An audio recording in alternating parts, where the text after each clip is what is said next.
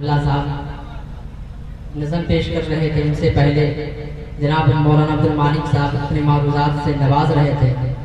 ان سے پہلے جناب حضرت مولانا واصف صاحب چترویدی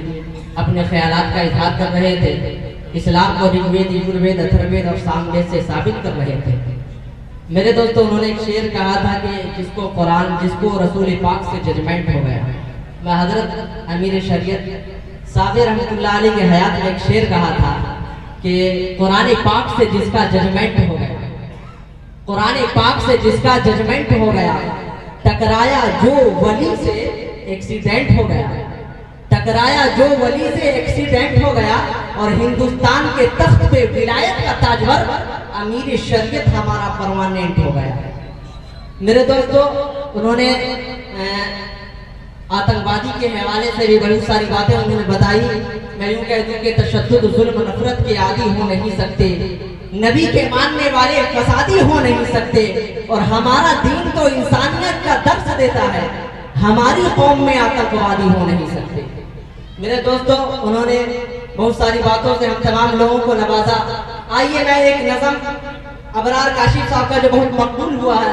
وہ بہت ہی معتبر نظم ہے، وہ نظم سنا کر کے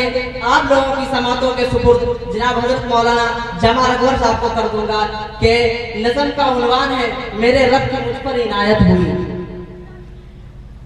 میرے رب کی مجھ پر عنایت ہوئی، کہوں بھی تو کیسے عبادت ہوئی، حقیقت ہوئی جیسے مجھ پر آیا، قلم بن گیا ہے خدا کی زبان، مخاطب ہے بندے سے پروردگار کہ تو حسن چمن تو ہی رنگے بہار، تو معراج فن تو ہی فن کا سنگار، مصور ہوں میں تو میرا شاہکار، یہ صبح یہ شام یہ دن اور رات، یہ رنگین دلکش ہنسی کائنات، کہ حور و ملائک و جنات نے کیا ہے تجھے اشرف المخلوقات، کہ میری عظمتوں کا حوالہ ہے تو ہی روشنی ہے اجالا ہے تو، فرشتوں سے سجدہ بھی کروا دیا کہ تیرے لیے میں نے کیا نہ کیا، یہ دنیا جہاں بز میں آرائیاں، یہ محفل یہ میلے یہ تنہائیاں، فلک کا تجھے شامیانہ دیا، زمین پہ تجھے آب و دانہ دیا، ملے آبشاروں سے بھی حوصلے، پہاڑوں نے تجھ کو دیے راستے، یہ پانی ہوا اور یہ شمس و قمر، یہ موجے ہوا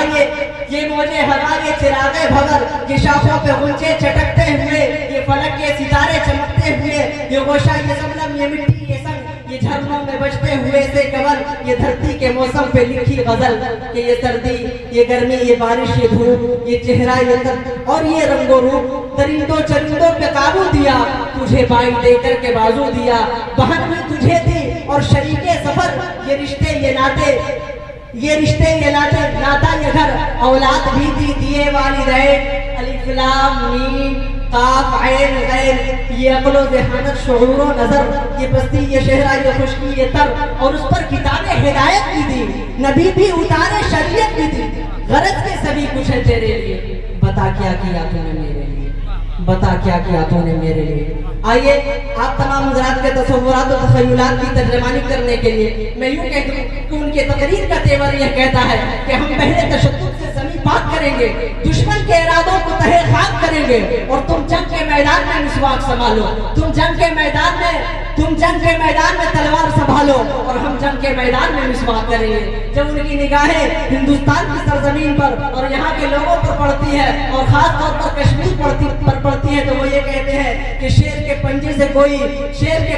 کوئی شمشیر چھین لے، رانجھا کے رہتے کوئی ہیر چھین لے، اگر ایک بھی بچہ باقی رہا جو بھارت میں، تو پھر کس کی کیا مجال کہ کشمیر چھین لے۔ میں جناب والا کا استقبال کر رہا ہوں، جناب حضرت مولانا جمال اکبر صاحب استاد حدیث جامعہ رحمانی منگیر، وہ تشریف لائے اور ہم تمام سامعین کو اپنے مواعظ حسنات سے محسوس فرمائیں۔ سب شعر آج ہی پڑھ دو گے، بچا کے رکھو بیٹا۔